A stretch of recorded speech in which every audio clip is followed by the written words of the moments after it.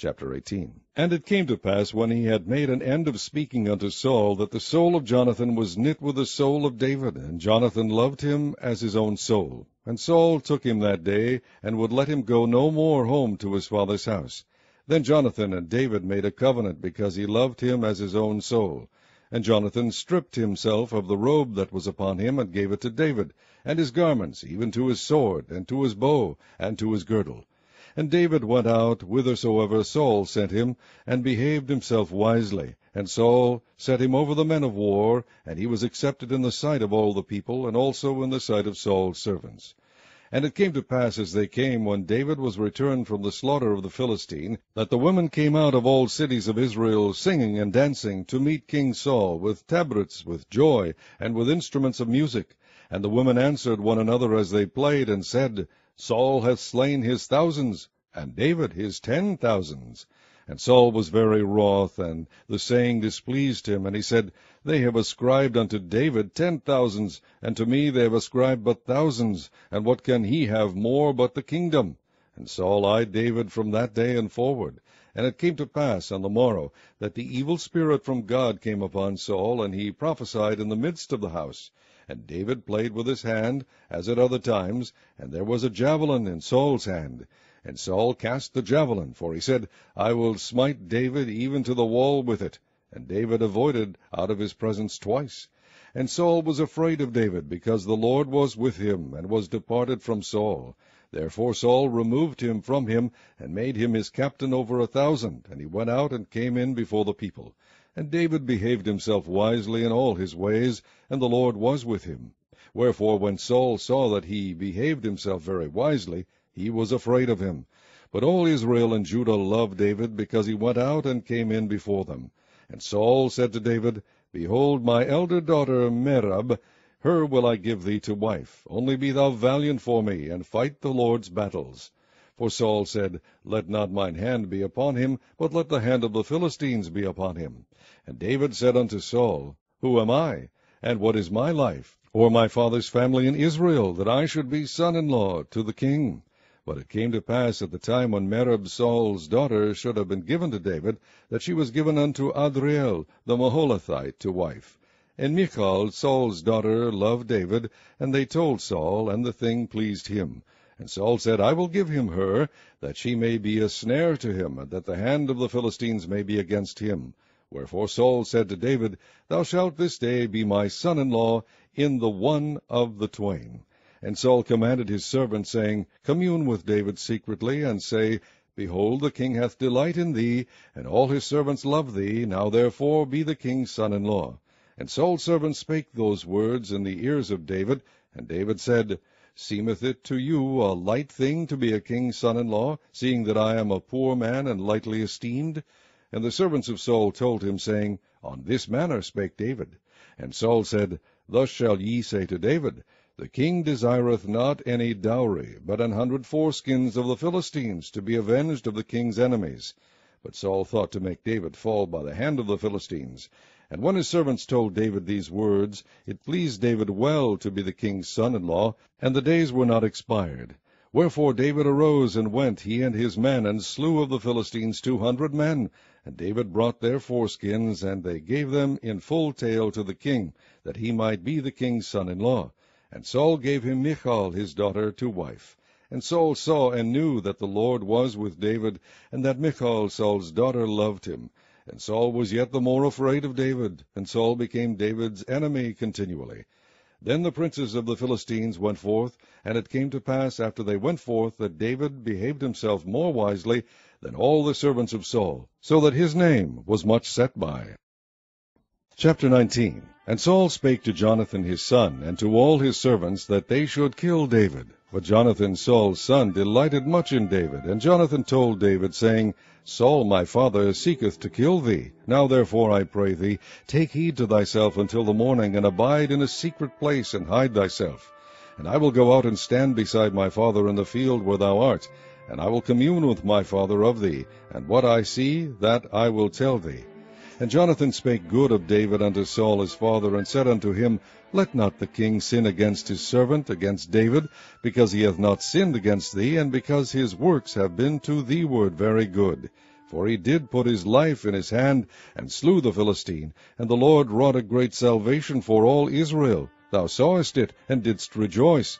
Wherefore then wilt thou sin against innocent blood, to slay David without a cause? And Saul hearkened unto the voice of Jonathan. And Saul sware, As the Lord liveth, he shall not be slain. And Jonathan called David, and Jonathan shewed him all those things. And Jonathan brought David to Saul, and he was in his presence, as in times past. And there was war again, and David went out and fought with the Philistines, and slew them with a great slaughter, and they fled from him. And the evil spirit from the Lord was upon Saul, as he sat in the house with his javelin in his hand. And David played with his hand. And Saul sought to smite David even to the wall with the javelin. But he slipped away out of Saul's presence, and he smote the javelin into the wall. And David fled and escaped that night. Saul also sent messengers unto David's house to watch him, and to slay him in the morning. And Michal, David's wife, told him, saying, If thou save not thy life tonight, tomorrow thou shalt be slain. So Michal let David down through a window, and he went and fled and escaped. And Michal took an image, and laid it in the bed, and put a pillow of goat's hair for his bolster, and covered it with a cloth. And when Saul sent messengers to take David, she said, He is sick. And Saul sent the messengers again to see David, saying, Bring him up to me in the bed, that I may slay him. And when the messengers were come in, behold, there was an image in the bed, with a pillow of goat's hair for his bolster. And Saul said unto Michal, Why hast thou deceived me so, and sent away mine enemy, that he is escaped?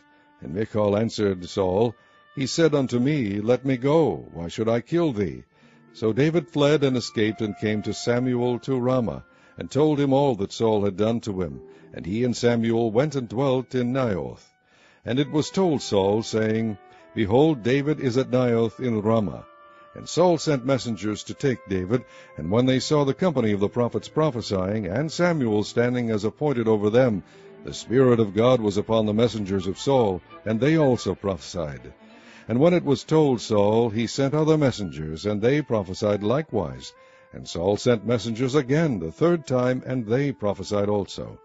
Then went he also to Ramah, and came to a great well that is in Sechu. And he asked and said, Where are Samuel and David? And one said, Behold, they be at Naioth in Ramah. And he went thither to Naioth in Ramah, and the Spirit of God was upon him also. And he went on and prophesied until he came to Naioth in Ramah. And he stripped off his clothes also, and prophesied before Samuel in like manner, and lay down naked all that day and all that night. Wherefore they say, Is Saul also among the prophets? Chapter 20. And David fled from Naioth and Ramah, and came and said before Jonathan, What have I done? What is mine iniquity? And what is my sin before thy father, that he seeketh my life? And he said unto him, God forbid, thou shalt not die. Behold, my father will do nothing either great or small, but that he will shew it me. And why should my father hide this thing from me? It is not so. And David sware moreover, and said, Thy father certainly knoweth that I have found grace in thine eyes. And he saith, Let not Jonathan know this, lest he be grieved. But truly as the Lord liveth, and as thy soul liveth, there is but a step between me and death. Then said Jonathan unto David, Whatsoever thy soul desireth, I will even do it for thee. And David said unto Jonathan, Behold, tomorrow is the new moon, and I should not fail to sit with the kings at meat. But let me go, that I may hide myself in the field unto the third day at even. If thy father at all miss me, then say, David earnestly asked leave of me, that he might run to Bethlehem his city, for there is a yearly sacrifice there for all the family. If he say thus, It is well, thy servant shall have peace. But if he be very wroth, then be sure that evil is determined by him. Therefore thou shalt deal kindly with thy servant, for thou hast brought thy servant into a covenant of the Lord with thee. Notwithstanding, if there be in me iniquity, slay me thyself, for why shouldest thou bring me to thy father? And Jonathan said, Far be it from me, for if I knew certainly that evil were determined by my father to come upon thee, then would not I tell it thee? Then said David to Jonathan, Who shall tell me, or what if thy father answer thee roughly? And Jonathan said unto David, Come, and let us go out into the field. And they went out both of them into the field. And Jonathan said unto David, O Lord God of Israel, when I have sounded my father about tomorrow any time, or the third day, and behold, if there be good toward David, and I then send not unto thee, and shew it thee? The Lord do so, and much more to Jonathan. But if it please my father to do thee evil, then I will shew it thee, and send thee away, that thou mayest go in peace, and the Lord be with thee, as he hath been with my father. And thou shalt not only while yet I live shew me the kindness of the Lord, that I die not, but also thou shalt not cut off thy kindness from my house forever, no, not when the Lord hath cut off the enemies of David every one from the face of the earth. So Jonathan made a covenant with the house of David, saying, Let the Lord even require it at the hand of David's enemies. And Jonathan caused David to swear again, because he loved him, for he loved him as he loved his own soul. Then Jonathan said to David, Tomorrow is the new moon, and thou shalt be missed, because thy seat will be empty. And when thou hast stayed 3 days, then thou shalt go down quickly, and come to the place where thou didst hide thyself, when the business was in hand, and shalt remain by the stone Ezel. And I will shoot 3 arrows on the side thereof, as though I shot at a mark. And behold, I will send a lad, saying, Go, find out the arrows. If I expressly say unto the lad, Behold, the arrows are on this side of thee, take them. Then come thou, for there is peace to thee, and no hurt, as the Lord liveth. But if I say thus unto the young man, Behold, the arrows are beyond thee, go thy way, for the Lord has sent thee away.